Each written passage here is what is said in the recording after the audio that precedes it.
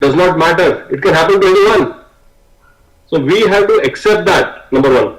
Number two, the traffickers are 10 steps ahead of the victims. They manipulate, trick and trap you. And that is what happened to me.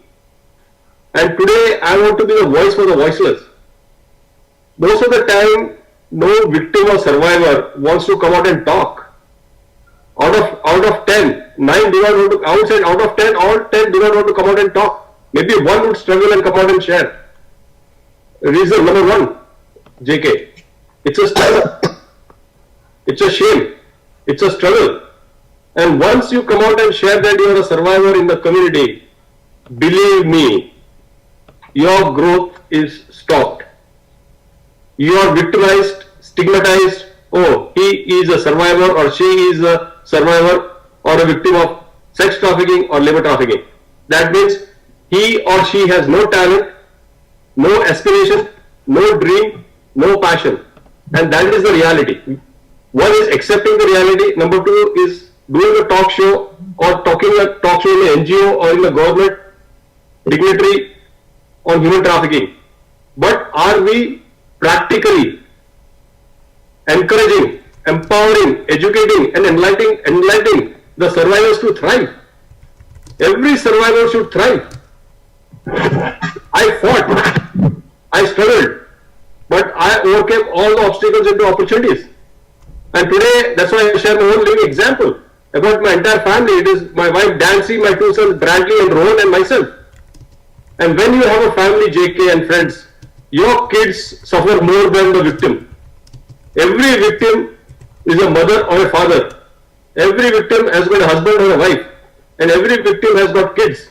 And the kids get traumatized more than the victim. But I had decided one day, I am going to flip the script. And believe me, JK and Shiva and friends, Rakesh Bhai, Sonal and all, it has not happened overnight. I have struggled every second. I have worked 16 hours a day. When I was working for Cincinnati Children's Hospital, I was at the rock bottom in the hierarchy of the company. But it does not matter. It does not matter how much money you make. It matters how much money you save, invest and plan. At one time in my life, I could not predict my future. And that is what happens here today to people during the pandemic or people during broken relationship or you are a victim of labor trafficking or sex trafficking. Take one thing from our today's presentation as a team, that you can create your own future.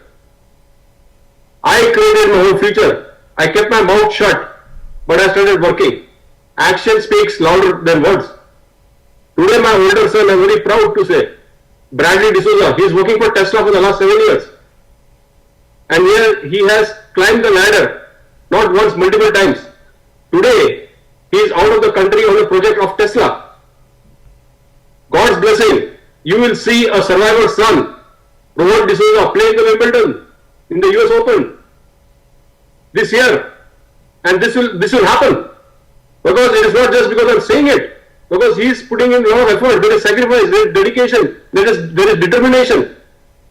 And that is what I want to tell the world across, that there is no need to fight amongst your own family members or friends. Come on, the world is out, let's change it. You can't expect the government to come and change the world. We can't expect Joe Biden or Narendra Modi to come and clean our house when he says Swachh Bharat. We as individuals have the power to change the world, but we need to accept it and believe in ourselves. Thank you.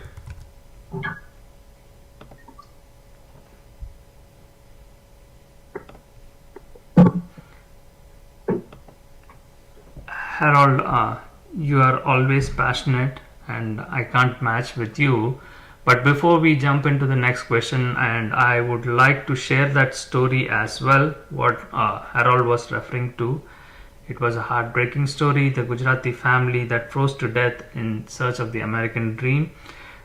We will dwell some time and understand the story, what exactly happened and why this happened. And before that, Shiva, if you have any questions, we have a huge audience and we want the audience to also introduce themselves and ask any questions they wish to ask on this topic of human trafficking. As a victim and a survivor, Harold will be the right person to answer. and we can discuss and come to a greater awareness. That's all I can say.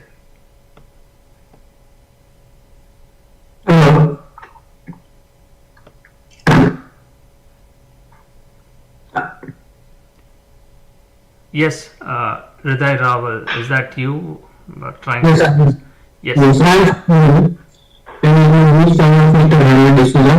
want to ask you that how is which NGO Eyes Open International is working towards the victims and survivors of female trafficking? I think that's a good question, Hriday Rawal. And Hriday Rawal is a living example. I say every community members have the power. And today on this show, we have Rakesha, we have Sonal, I think we have Stacy, we have JK. I always say that teamwork makes the dream work. Eyes Open International, friends, is a non-profit organization focused on prevention, education, protection, and empowerment of victims, survivors, vulnerable populations, and community members globally. This organization is not my organization. It is your organization. It is our organization. Today, Harold D'Souza is dead, but this organization, Eyes Open International, will run. And I'm very happy that Hriday Rawal is on this show. I want him to talk because he is the regional director for Eyes Open International in India. He is the managing trustee. And why I am saying that is not just because he has started from ground zero. I always say, from zero today he is a hero. But more important, during this show, I want people in India, like this particular family, right, husband, wife and 2 kids, if you are getting an offer to come to the US or to Canada, please call Hriday Rawal. And Hriday, I want you to share your number on this show so that people, we can protect them. I do not want any innocent family to lose their life like that, because I would like to share more on this subject later on down the road, but I would like to talk about Rakesh Shah and Sonal because they are very close. This family is some few kilometers from where they are living. Thank you. Yes, Rakesh bhai. Your voice, you are muted.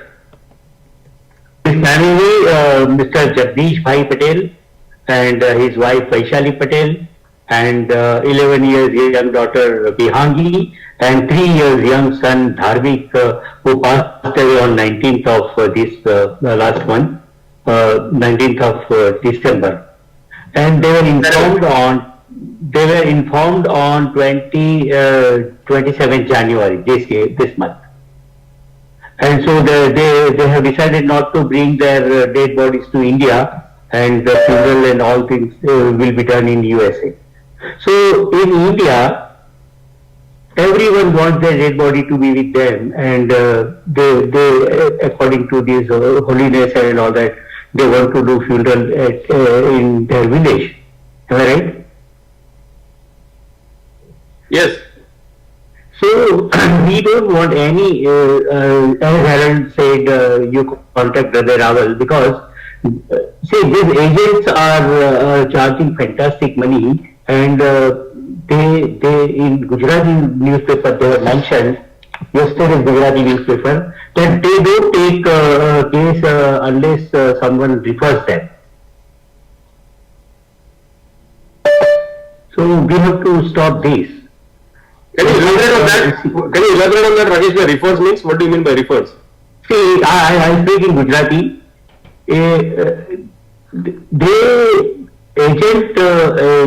Agents are also very particular. उनको किसी के ऊपर भरोसा नहीं होता है, और जब तक कोई उनको मतलब गारंटी नहीं देता है कि हम आपको पकड़वाएंगे नहीं, आप हमारे बच्चे को यूएस ले जाइए. ओके, समझ गया. ओके. तो उतना गारंटी देने के बाद वो लोग केस हाथ में लेते हैं, और इतना पैसा चार्ज करने के बाद उनको कनाडा यूएस बॉर्डर पर छोड़ दिया और वहां माइनस में उनको चलने के लिए कहा गया. तो कैसे चल पाएंगे माइनस में, जो यहाँ 17-18 डिग्री में फ्रीज हो जाते हैं गुजरात में, तो माइनस में कैसे चल पाएंगे? तभी तो वो लोग मर गए. तो वही मेरा कहना चाहता हूँ, आपने जो कहा राकेश भाई, that is a very very touching subject, that how can the traffickers, it was like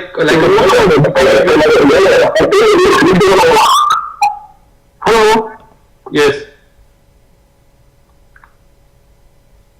Yes. Please continue, Mr. Harold. Yeah, so what I think is that, see, this traffickers, when they knew it was like snowstorm or blizzard, at such a time you cannot even step out of the car for 2 minutes.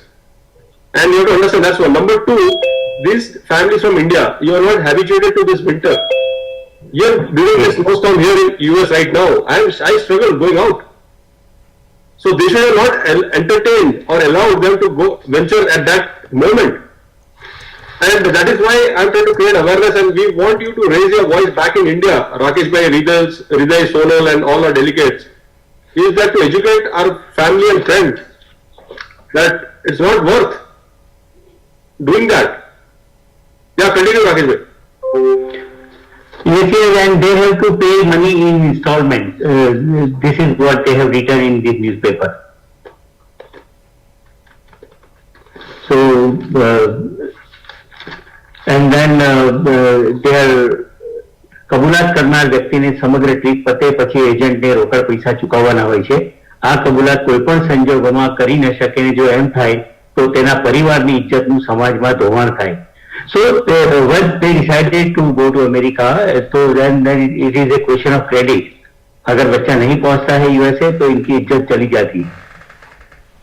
See, ये बहुत Yes, अभी आप बोलेंगे. मेरे को आपकी राय चाहिए राकेश भाई. You are a very honest and humble Indian. As an Indian, if somebody tells you, would you do this with your family and come to the US paying that route? Not at all, not at all. My daughter is waiting since 2.5 years to go on immigration. She married undocumented. No, impossible. How can we do that? She is waiting. She got married on 8th August 2019 and she is still waiting for her visa call. That will happen. She'll get it. But I don't know why. Yeah. I do like you said, ijjat, status, which I know.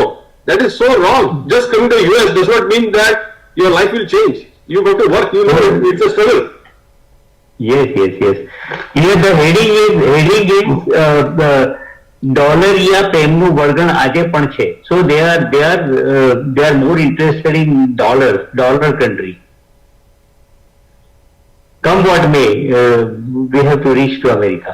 This is what, and this is mostly in North Gujarat area and Patel family. But we need to change their mindset, number one. And I want Ian, like Rakesh, I want Sonal Ben to talk something on this because she's also from Gujarat and her son is in the US.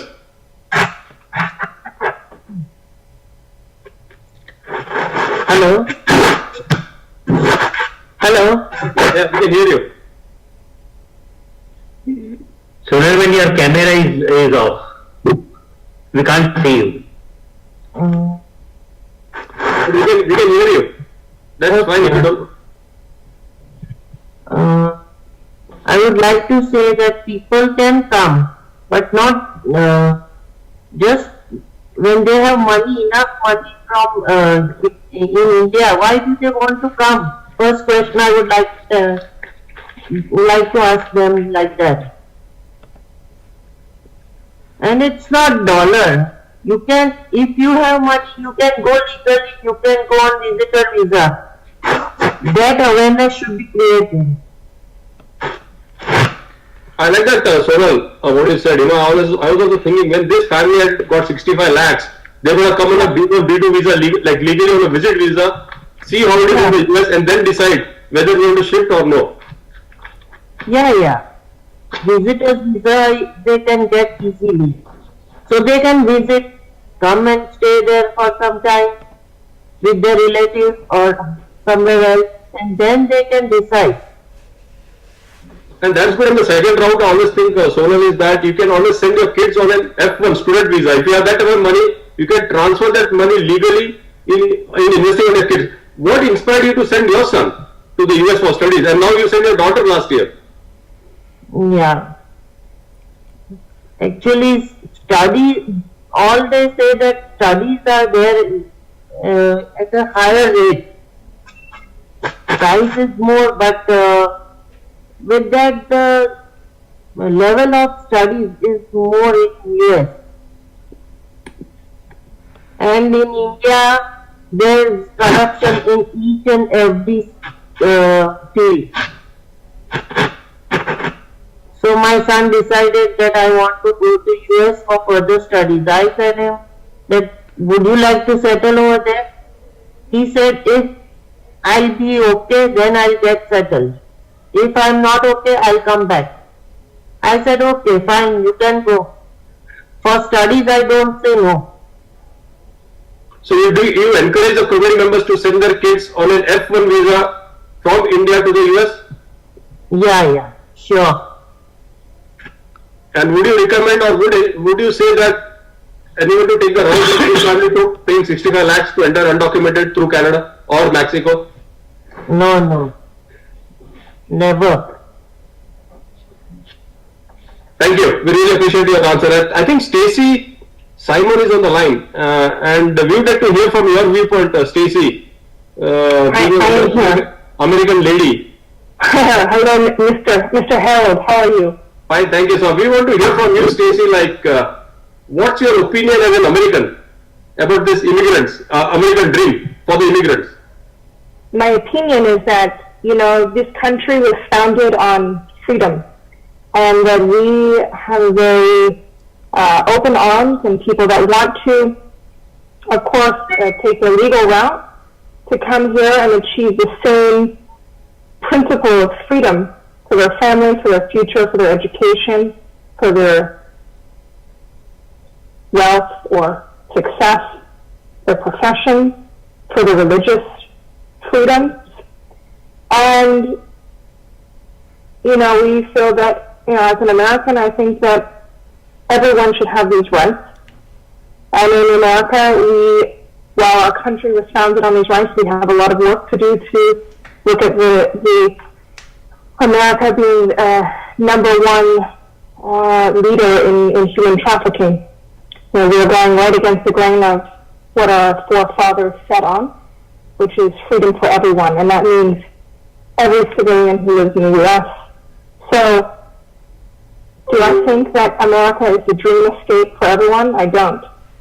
But I do think that we have to keep an open opportunity for people to immigrate legally if they wish to have they want to have the American lifestyle.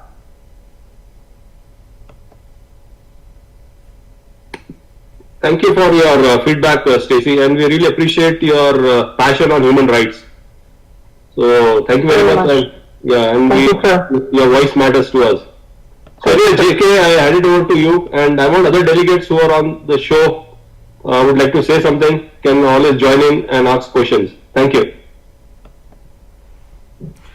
Harold, different viewpoints. Again, I am trying to play the devil's advocate here. You dodged the question, and I'm not talking about people who are trying to come illegally, right? In this story as well, I couldn't understand Gujarati or Hindi or whatever language you guys are talking, but anyway, that's a different story. I'll get it translated at a later time and understand that. So my question is, they already came to Mexico or Canada or any other country legally, right? So they have this urge to visit United States, and they are trying any means. That's a different story altogether. My focus is on how we are ending up in this free country, as Stacey was mentioning it. It's a great country founded on great principles, freedom for all. But what happened in your story? You came as an H-1B visa candidate, and you even mentioned that sending the people on F-1 visa, and what's happening even in the business visa. And one other person mentioned that to ask this question, he was not interested to ask that question. People who come on business visa are even harassed at the airport. They are threatened and they are deported back. And we are justifying the American way of life. That is wrong. And human trafficking exists in this country. That is what we are focusing on. So bringing in awareness, educating people is not going to solve. All those people are coming as an educated person. How does they become a human trafficking victim? It's a shame on Indian not just Indian, it's an American soil that is creating this problem. So that's my question, right? I have an education professor, I think he left, or I don't know if he's there, he wants to ask question. Anyone who wants to question those things, because people do crazy things, we all do crazy things. That is why we do this experiment in our Stop Now Foundation, find the intricacies of human behavior. Why do we end up in this human trafficking ring, and how does that happen? Legally it happens, and we all know that. Harold, correct me if I'm wrong, people who become illegal entered this country legally. Why did they end up illegal? Cross border is only few, right? Percentage wise, more than 80%. You gave the statistics to us, right? So more than 80% end up illegal in this country because of the policies. It's the US government which is at fault. And why are we not addressing the elephant in the room and then asking individuals to change their behavior? How does that going to work out? Can anyone answer this?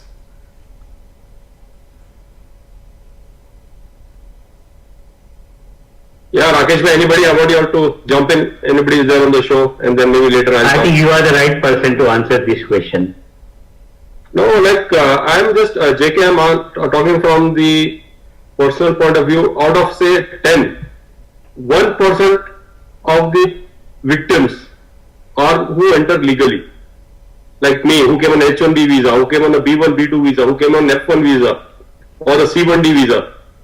But there are most of the delegates who are trying to enter undocumented, illegally. And when I say that, it's not only the Indians. I'm talking about the Mexicans, Guatemalas, people from Nigeria, Ghana, Pakistan. And I'll come down to your answer also, about you're talking about the H1B visa. But at this show, I have to tell you also, when people come through Mexico, when I came in the year 2003 and I was working with all these immigrants around me, they said, Harold, how did you come? The Mexicans, the Guatemalas, the Nepalis. And I said, I came by flight. So I said, how did you all come? They said, we came through the jungle of Mexico. And I was like, what?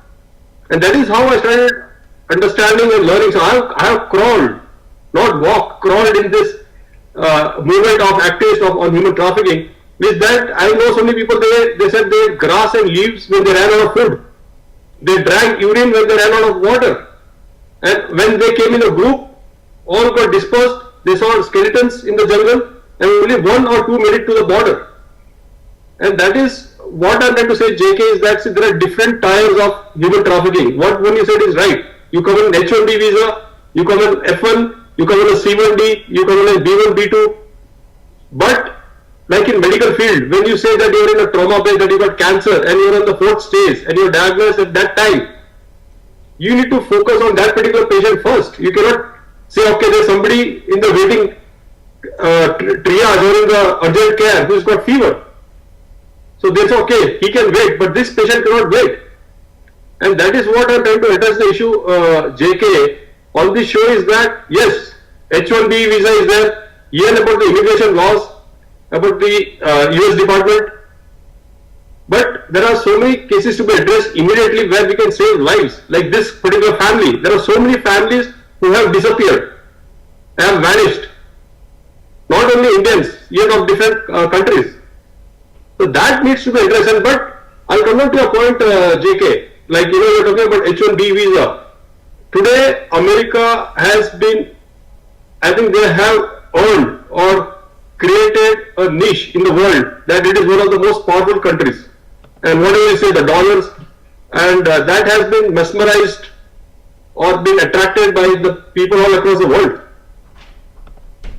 But in the same breath, I wanted to share one thing, we say about American things, when they come, you say they come on a business visa, they don't get the visa. But I don't know what is the percentage of people getting denied or rejected. I think it would be 1%. And there are reasons for that, because understand that you are an immigration officer. And there are so many other parameters. Harold. And there are so many cases that have been manipulated, JK. Yeah, Harold. I would like to stop you on that. So I don't go by statistics, right? So what happened to you as an individual, right? We just have to go by case, right? That's how like the legal system works, right? You cannot randomize saying that like, oh, these many number of people have filed complaint against companies, so let's shut down the company or change the policy. That doesn't happen. We know that like people waiting in backlog for U visa, T visa, even for green card. We all know that, right? So for 100 years people have to wait on the backlog to get the green card or citizenship. Discrimination exists in the policy. We need to admit that. Unless we admit that, like that is not going to change, right? And the choice, again, the people, the family that I'm playing a devil's advocate here. I'm being a pure devil. Sorry guys, everyone, I apologize to everyone. They wanted this. They wanted this adventure. You said that, right? Crawling in the jungle, eating grass and drinking urine. You are taking that risk to enter illegally. I don't care about them. Let them suffer and let them die. Right? Who gives a F? But my question is, people who are honest, right, upright, who come in a legal way, why do you harass them? Why do you put them into the modern slavery? And why do you not take that case and close the case and prosecute the perpetrator? That's the simple thing I'm asking, right? You yourself admitted that like your perpetrator is an American. He got away. He is not punished. So the story doesn't end well. That's the thing. That is why like I'm not convinced that this is going to end anytime soon. We are just circling around and around and it's not going anywhere. No, it is not the question of circling around. I totally agree with you. That's a very few people talk about prosecution of the perpetrators. People always talk about the victims, and that is what I have been making it loud and clear, that we need to prosecute perpetrators, because many times the victim gets prosecuted. Because when we prosecute one perpetrator, we are saving 100 victims. Like this particular family, I think he has transferred or migrated more than a dozen couples last year, they say. Now how many people would have got vanished, we don't know. But if this trafficking is prosecuted, many family lives are saved, number one. Number two, like JK already said, in this case of when people come on and work visa, and if there is some default in the system, it is you and I, or we as a team, we got to change this. We have to make a noise and change, and that is what I am doing, or we are doing right now on the Stop Show. I am working on an experiment case called Freedom Survey of Eyes Open International, where I got hundreds of victims data filled up. So there is experiment in the case of sex trafficking, but there is no experiment in the case of labor trafficking. So that is one project that I am already working on. Number second project I am working is that there is no shelter for males in the United States of America, especially for foreign nationals, if they are undocumented or there are any issues. And that is the reason people are not coming out and talking. So this is a slow step. If I am not saying that it can happen overnight. Since you have started this movement on Stop Now and trying to focus on victims who are entering the United States of America legally on an H-1B visa, I think that subject also needs to be addressed. I am not saying no. But right now, it is something that we have to collaborate with the law enforcement agency, and most important, we have to come out with a solution. I know if there is a thing always that what is the solution? You and I or we have to generate that and tell them, okay, this is the solution. Thank you. Yes, I don't want to take much of the time and space here. Guests, you are all welcome to ask any questions, and I agree all the time, though I have some disagree to agree kind of thing with Harold. What he is saying is right, so we can't do everything, and you're right, Harold, we can focus on those things, but my question is, are we in a position to give them the recommendation or suggestion and advice to the US citizen. You know, like we are blacks or brown skin. The white doesn't listen to black or the brown. So that's my trust. So I am going back on that. Like I can assure you on this show, and even if I know Americans are watching this, I always tell that yes, Americans listen to brown skin guys. I am telling from my own example, but we have to come out and talk. Try, you succeed. And I can assure you, JK, that this is one project where I had told you earlier also that I need to work on this because I have got so many things happening where I'm working with the victim at the grassroots level. I'm working with a victim in Cameroon, one Indian, right? Barber, paid 75,000 to an agent and got became a victim of labor trafficking in Cameroon. They contacted me. I didn't know how I'm going to rescue him, but God's blessing, he has been rescued. Right now, he's in a hotel, and we are trying to put him back in the flight to India. But again, see, bureaucracy. Indian government is not issuing. Anyway, I'm also in India, so I don't know what is the case. So they said it will take 1 month. So it is on the both sides, but we are working on that. But at the same breath, I think now that we are on the show, I would like some delegates to talk within this Gregory or Reshma, anything that you would like to share, on this subject, give some advice as a layman, that can really help us. Thank you.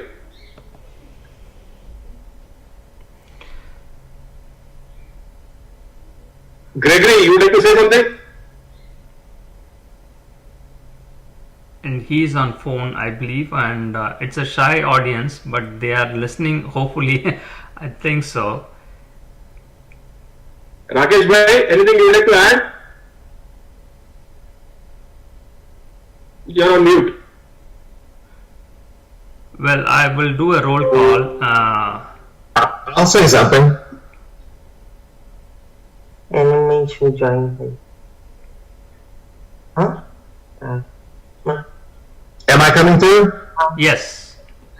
So I work with a group, and we do training as far as human trafficking goes, and we try to raise awareness, and I have to say that I'm really, really happy to hear that there's someone out here speaking for the men and someone out here that's actually speaking for labor trafficking victims, because this industry, so to speak, that I'm in, so to speak, which is trying to share awareness and things like that. It's almost completely about women and domestic minor sex trafficking, and I'm flabbergasted that there is virtually no support for men that are survivors, and there's nothing really happening in the labor trafficking field, so to speak. I don't think there's enough people that are out there checking on these corporations. I think the number of people that are out there trying to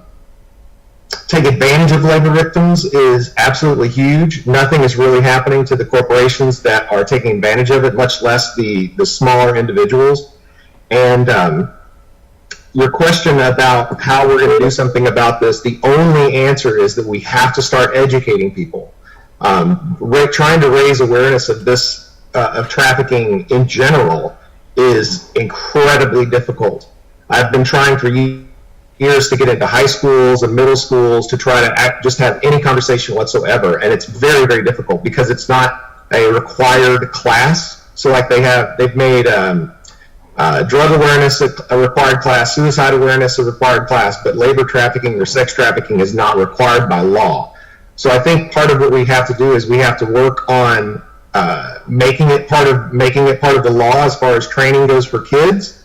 But even then, we still need people that are actually advocating for labor trafficking to be part of this training.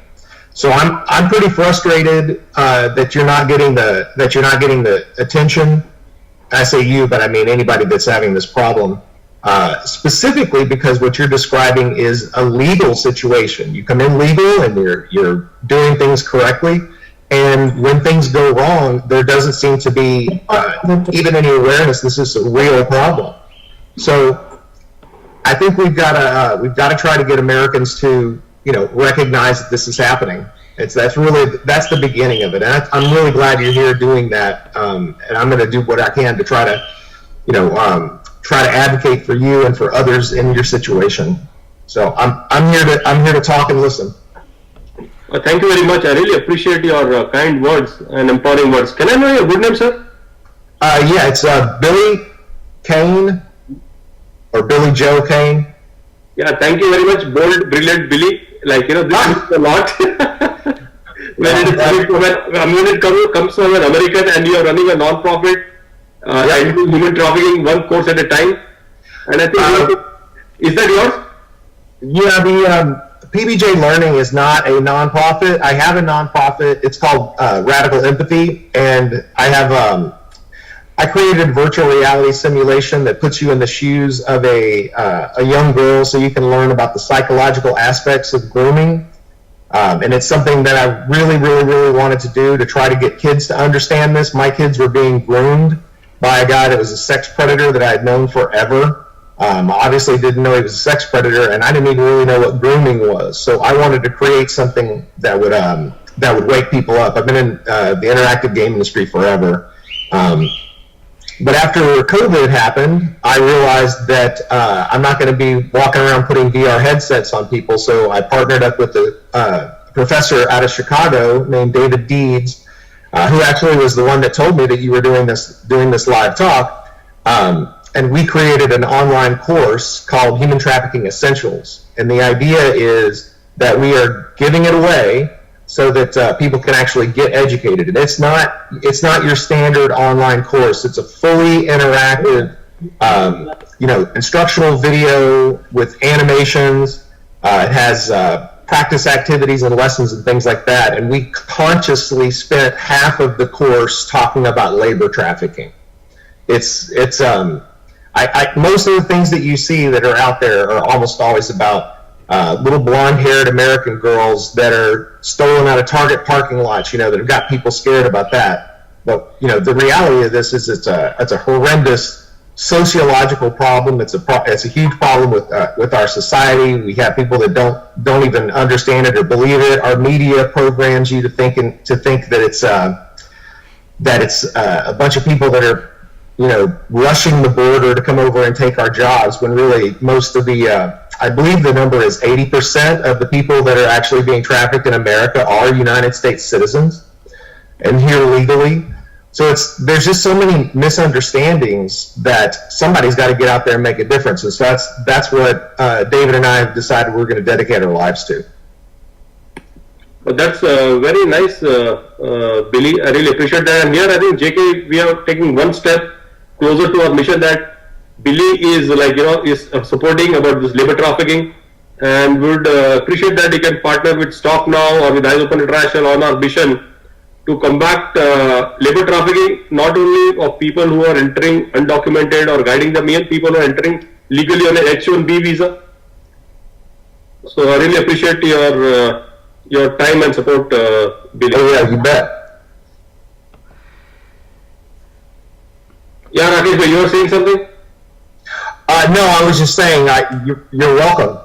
Okay, thank you. Yeah, Billy, Joe, thank you again for your contribution here, and we would like to know more on that, right?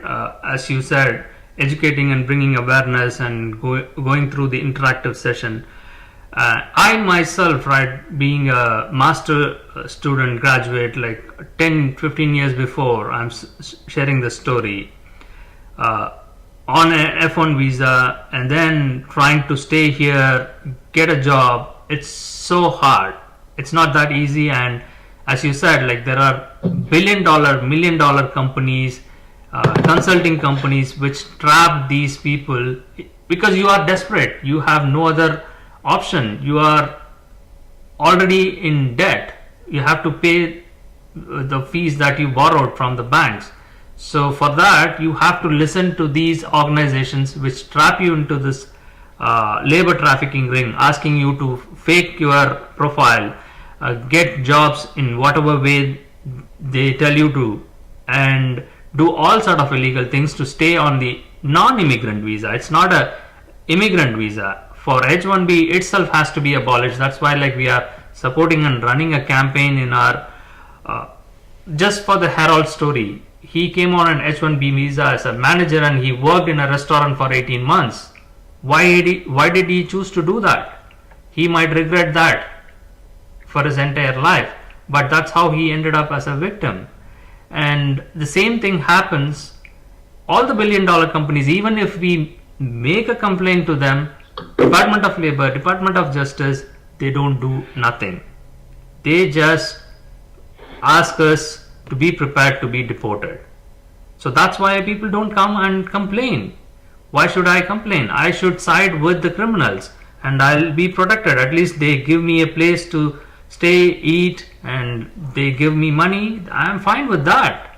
Why should I go on the legal route and suffer? I fought for 5 years without any hope, and what am I supposed to do? I will be shamed in the public and I will be threatened, as Harold knows that, and he points it out so passionately, that you will be handcuffed and you will be jailed and you will be deported. As a master's student graduate with 10 years of experience, my story goes in that line.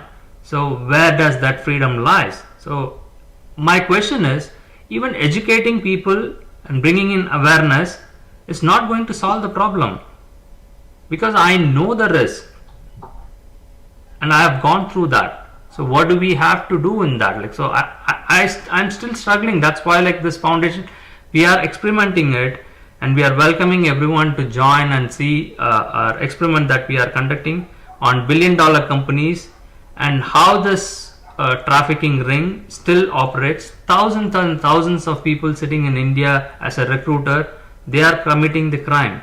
It is an ongoing thing. It is happening and nobody does anything about it. And it is sided by the billion-dollar corporations. I can name all the corporations, I can disclose all the information, but I don't know what the answer for that. How do we stop? Well, I'll tell you that I can't say I'm as frustrated as you are, but I definitely am incredibly frustrated.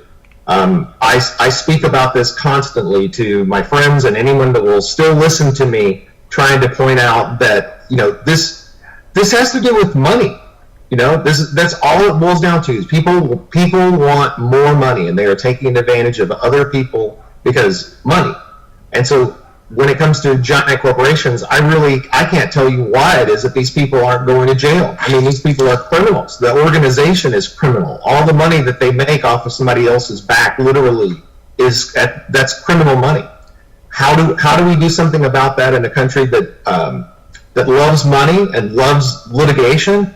It would seem to me that somebody should be going to jail, and I don't see that happening either. I mean, I don't see people even mentioning it on the news that this is really happening. I don't see why these corporations aren't being sued. I don't see why people aren't going to jail. So I share your frustration. I don't know the answer. The only answer I have right now is to try to get people to even realize that it's happening.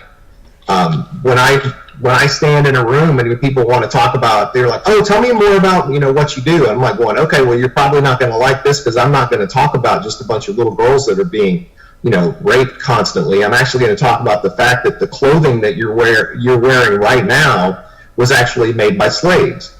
You know, I'm going to talk about the food that you're eating right now was picked by slaves. I'm going to tell you that the meal that you just ate was very likely handled by slaves. And it's like they don't want to hear any of that stuff. They immediately shut down.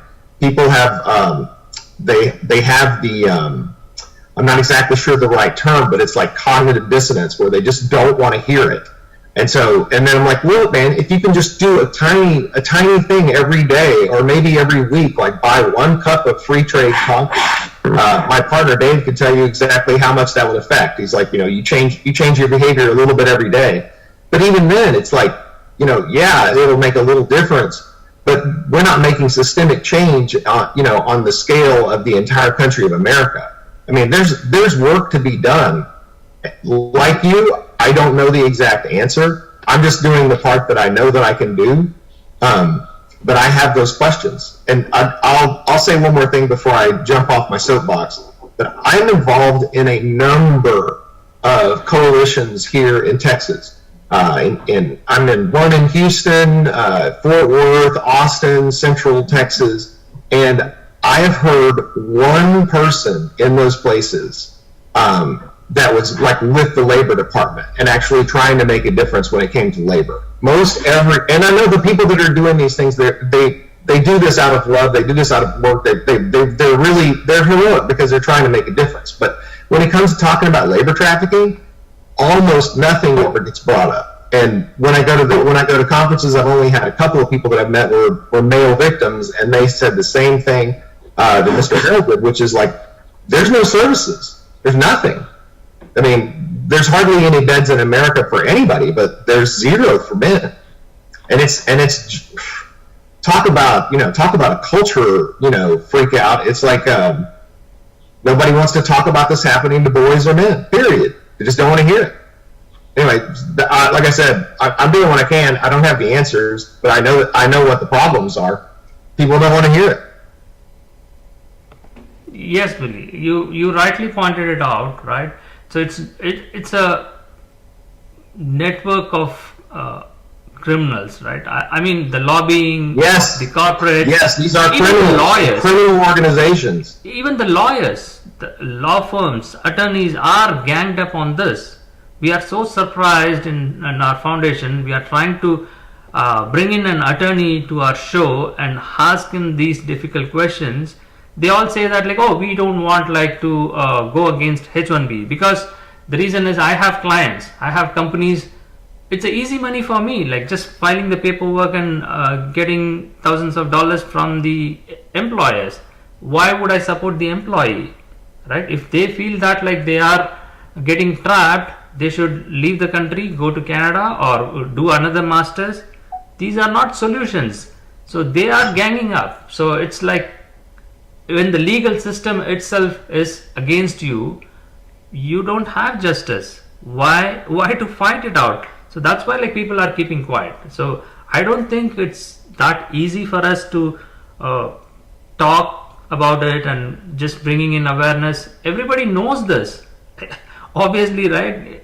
You and me, we know that, and we are hitting hard at a dead end. That's how I see that.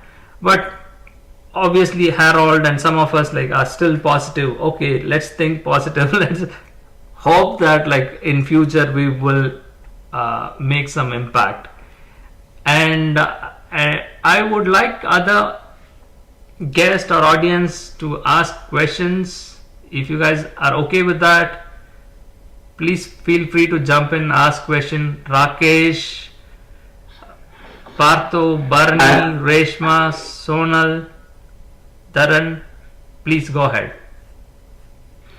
I would like all our friends to know about Eyes Open International. I think Harold will focus much on this, how our organization work for victims.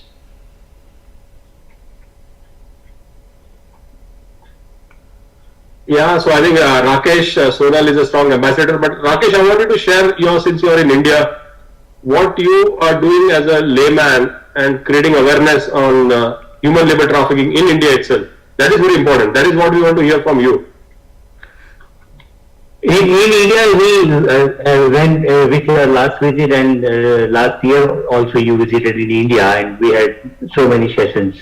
More than 60 events we did along with Harold and along with Hriday Rawal and you. And we created, you delivered many lectures. I'm the witness of that in India and various places in India like Nadia, Anand, Ahmedabad, Baroda, and Halol also we went. And we want people to know about this trafficking issues and how to come out of that and how to prevent ourselves. So we are trying people to understand all these things in India also. But I want you to add, Rakesh Shah, that about what you have been doing from Eyes Open International at the grassroots level, especially about Halol, those girls, 38 girls, right? So where they could have been a future victim of sex trafficking or labor trafficking. Yes, this Clouding Nivas in Halol, they have set a good example. they take care of these children, and I think Rabbi Rahul will focus much on this. Rabbi, can you please continue? Anyway, I think Hriday is there. I don't know, but I can just share on this, friends, is that Cloudy Nivas is run by the Sisters of Convent of Jesus and Mary. Jesus and Mary. And there are like 38 girls who have been picked up from the streets, bus stands and railway stations from the age group of 6 to 18 years old, and who have been physically and sexually abused. And these girls have been raised at Halol, a small town. And like Rakesh Shah, we have Sonal and a lot of other delegates in India like Hriday Rahul, Deepak Acharya sir, who is the CEO of INX. It just takes 15,000 rupees per year for one child for lodging, boarding, medical, books, everything. And Eyes Open International has donated a refrigerator, washing machine, microwave, I think a TV, and all thanks to Rakesh Bhai, Sonal Ben, and all my passionate Eyes Open International. But what I'm trying to share here is that today, like these girls, we are even talking of like what Billy said, educating people. So we are ensuring that these girls also have a better future and do not become victim of any crime. So what JK coming down to is that what you said, I agree with you, like one is education, but we have to ensure that we educate our own kids, the younger generation, our generation and the other generation, so that they do not become a victim of any crime. That's one. Number two, I still am working to prosecute the perpetrators. Like we say that this is a prevention month.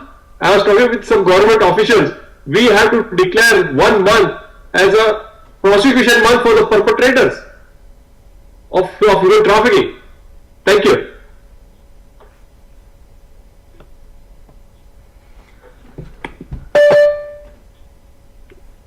Yeah, so we are nearing a 1 hour session, so probably before we wrap up, anyone wants to ask any questions, feel free to jump in.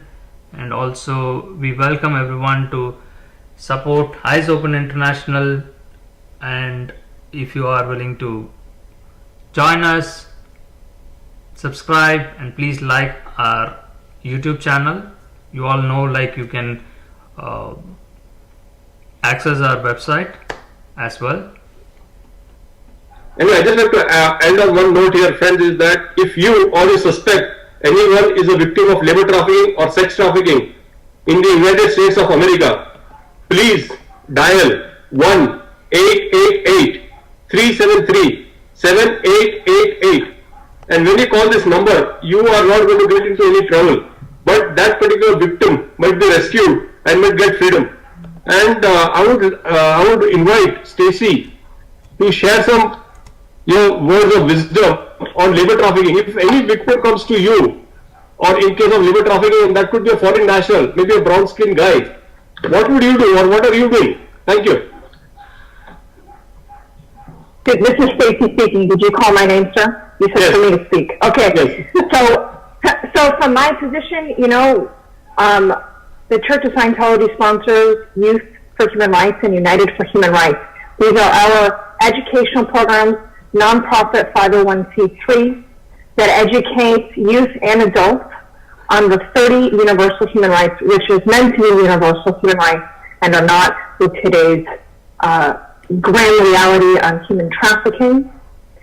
However, if I receive someone, I've been well educated by Mr. D'Souza with all of the hotlines, the 1-800 numbers, the Ohio State General Attorney's Office, where someone comes to us in need, we know exactly what to do. Contact the 1-800 hotline, contact the Ohio State Attorney General's office, and by the indicators of, they're not being well paid, they're not open to formal education, they're not, they look malnutrient, all these indicators where they don't want to say, they don't feel like they're in a safe place to speak up.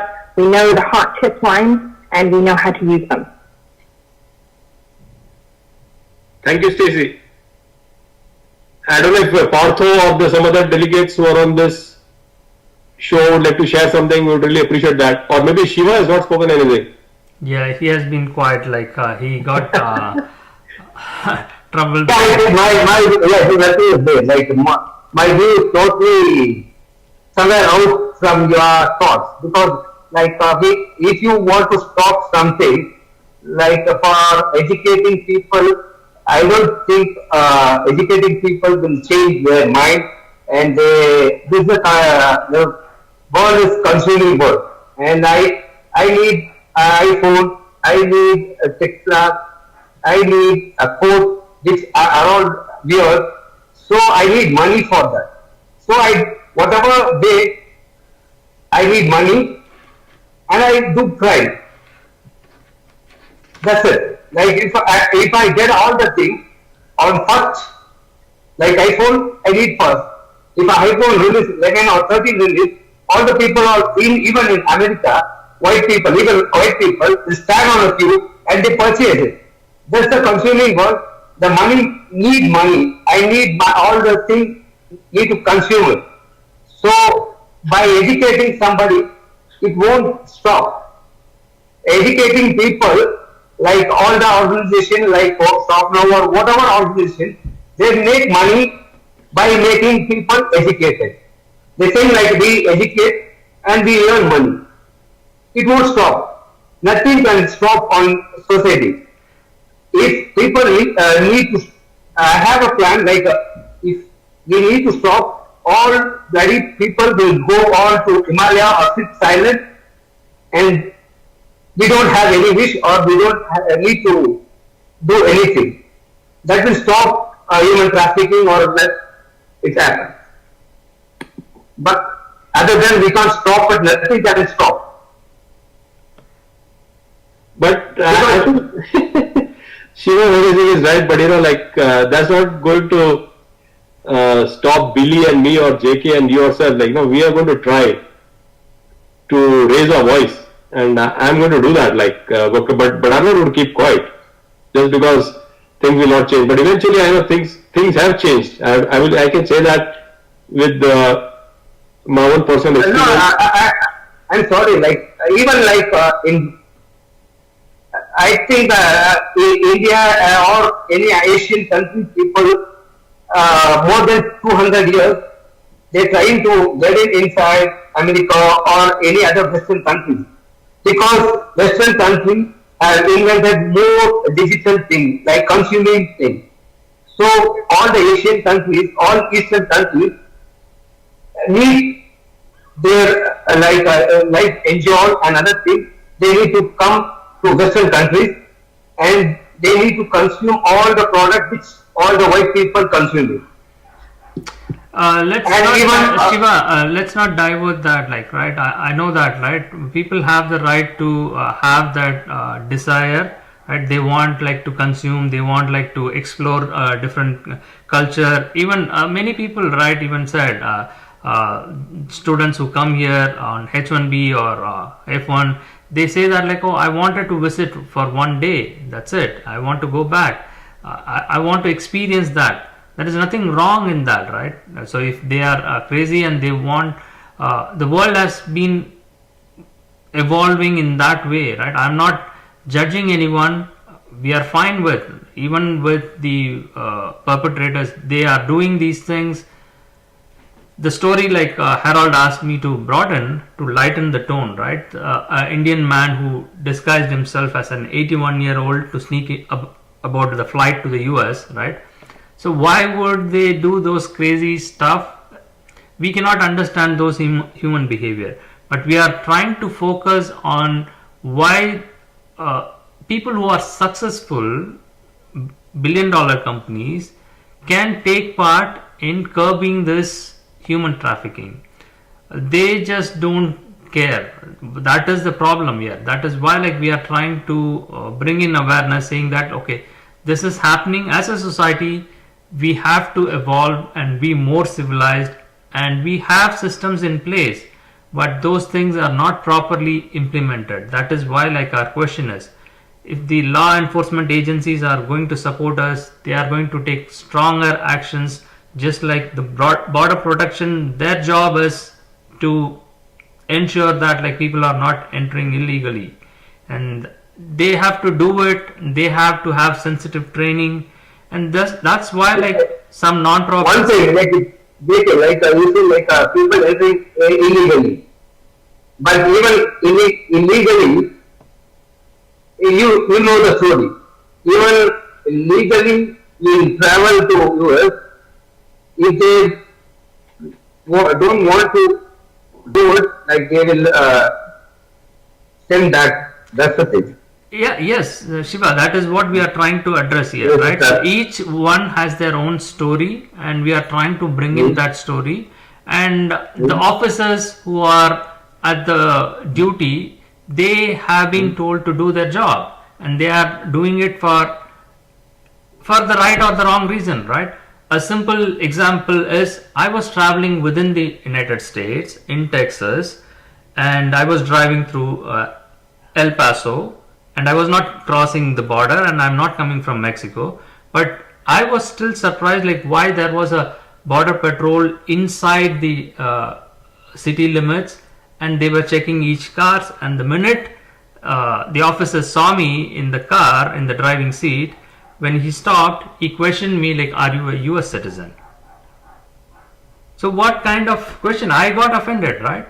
So just like Harold and I myself, like we have disowned our country and surrendered our passport and become a US citizen. But still, by the look of our face and our skin tone, they want to know that like whether I am a Mexican or a different nationality. So why do you ask me that question, are you a US citizen? What is the point? I am not crossing the border. That's a simple story, right? I am traveling inside the country, and you should ask me the question, can you show me a valid ID? I can show, or even the driver's license. That's end of the story. I felt offended, and I didn't want to show that, and I wanted to play that out, and I said like, no. And then he said like, then what is your status? Then I said like, okay, I'm a non-immigrant. What are you going to do about it? Then he realized he came to his senses, and he asked like, can I have your ID or passport? And I said like, I don't have a passport. I can show you my driver's license. And he looked at the driver's license and he said like, okay, fine, you can drive, you can go now. So that sensible training is not for them. So the arrogance is there with the white man. We can't do anything about it. So even if I become a US citizen, I don't have that privilege. By my look, they know that. By the way I talk, they know that. I'm a foreigner. Still, I'm a foreigner for them. So that's a struggle, right? We all know that it's a struggle, and we have to overcome that, and it's not going to happen overnight. We all know that. That's why, like Billy said, like we need to educate people. I do agree. So the education process has to get ingrained into the child. That's why like we are struggling with the politics, and I would like to bring that up, like even Harold, with the recent President Joe Biden's administration, I really got shocked. I received a response for one of the victims who wrote to the White House, and they responded saying that like, we acknowledge, we received your email, and we are fighting hard, like trying to work it out and find a solution to it. Try to support us and reach back to us. That was an amazing initiative, right? They don't have to respond to everybody else, but they are taking a step forward on that direction. So which is a positive sign. We can't complain all the time about everything else. I do understand that. So with that note, I think I will ask everyone to give their final comments so that we can wrap up this session. And it was a lovely live session. I really appreciate and thank you, Harold, and everyone who participated in here. Yeah, I would request Ganesh to share some of his viewpoints. Hi, Harold. Hi, Ganesh. Can you tell me where you are from? Where are you now talking from? I'm presently from Doha. Oh, And wow. Doha, yeah. And I heard some of the delegates. Of course, I joined a little late, Harold. But this trafficking issue is always a subject which is a deep subject, and I always feel why people get into this entangling into this stuff of people getting trafficking. So I heard many words from you in the past also, and I heard some of the delegates speaking. But as I think, I don't know, someone said that education and awareness is one of the most important. How do we do that is my question. Because, like for example, when I applied for Canadian immigration way back in 2000 or 2001, those times no mobile, it was not trafficking, but I'm just sharing with you. There was one company who told that we will send you to Canada in 6 months on a skilled visa. It's not just trafficking. And I paid 85,000 rupees and they took all my papers and they submitted to Canadian Immigration Embassy and it came back to me. It just came back to my house saying that this document is not there, that document is not there and all those stuff. So in 2001, an educated person like me, knowing that, I should have done my due diligence as to which organization it is, because I was very much, that time there was no mobile, no website, no internet, nothing was with me. So, how trafficking, if I look at the trafficking, it is mostly the people who are, I think in the, people who have suffered only know, as Mr. Harold, you have gone through it very tough times. So, as somebody said, and you also been saying that education and awareness is very important. How do we create this awareness among the people is my question.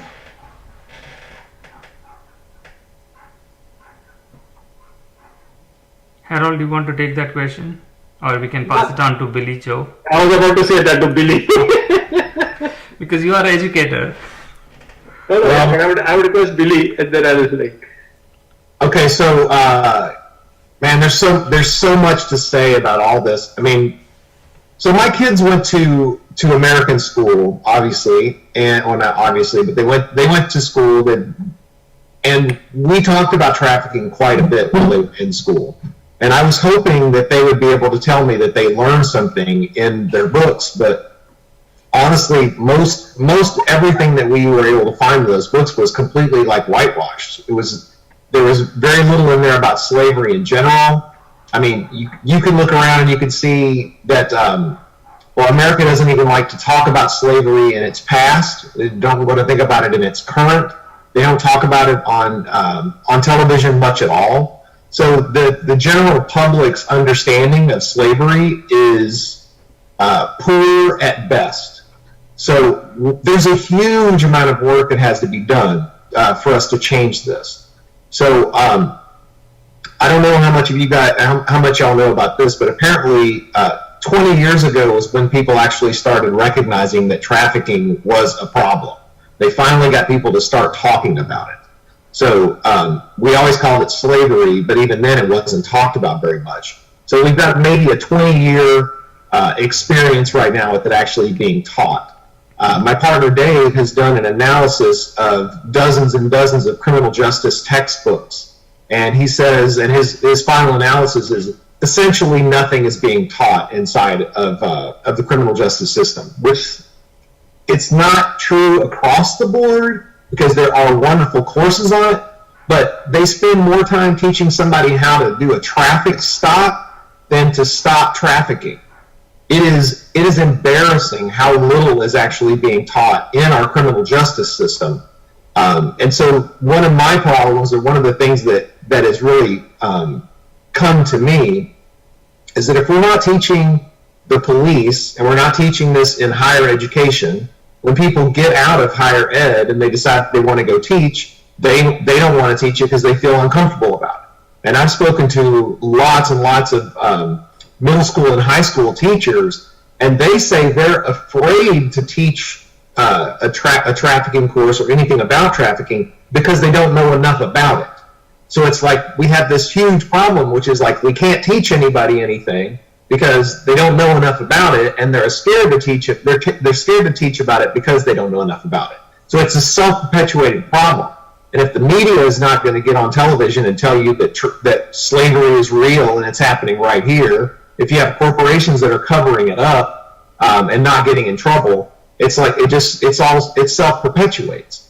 So it's up to people like us that care enough that are going to go try to do something and try to put together a webinar like this and try to get the word out. But I will tell you that as somebody that's been working on this, trying to get awareness out of this, for years and years and years, I mean, I'm on social media. I've created websites. I talk to my friends. I go up and I try to participate in as much as I can. I'm in talks, like this with you guys.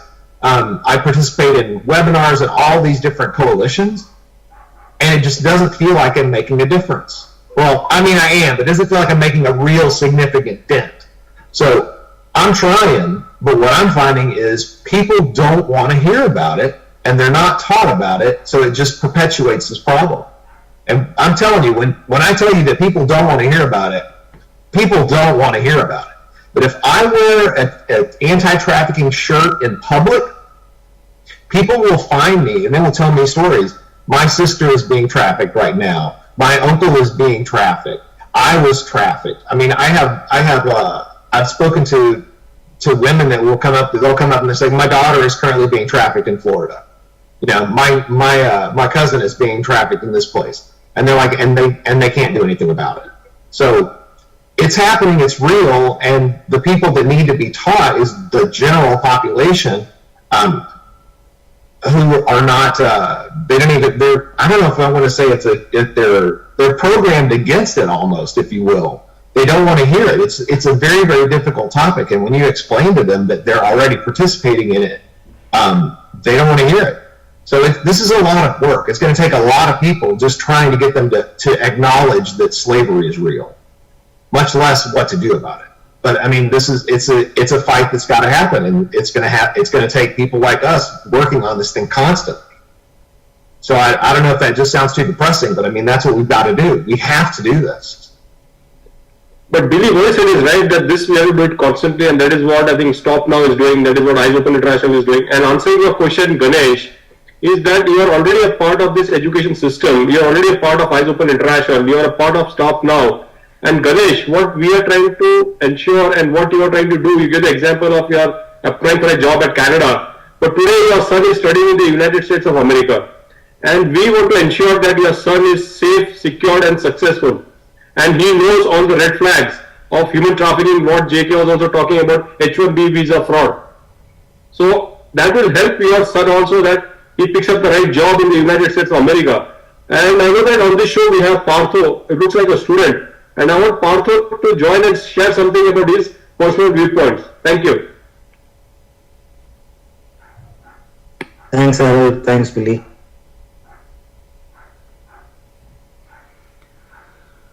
All right. Again, Partho, are you there? Right. Yeah. I think he's having some difficulty in joining. Yes, anyhow. Yeah, go ahead, Partho.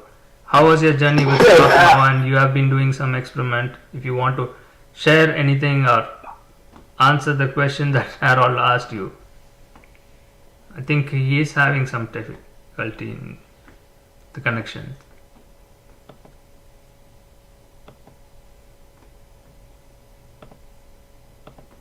Oh, no.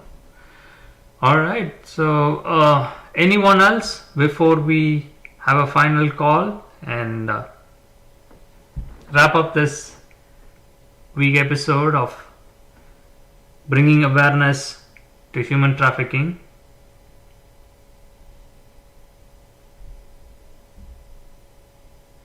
I take that as an yes. Alright, Billy, thank you again for joining us, and Harold, it's a pleasure. Thanks to meet you again, and to everyone, all the audience, including Rakesh, Partho, and everyone in the meeting. Thank you all. Stay safe. Thank you. It was a good session. Yeah. Stay safe, and we talk again next week. Bye for now. Bye-bye. Bye, Stacy.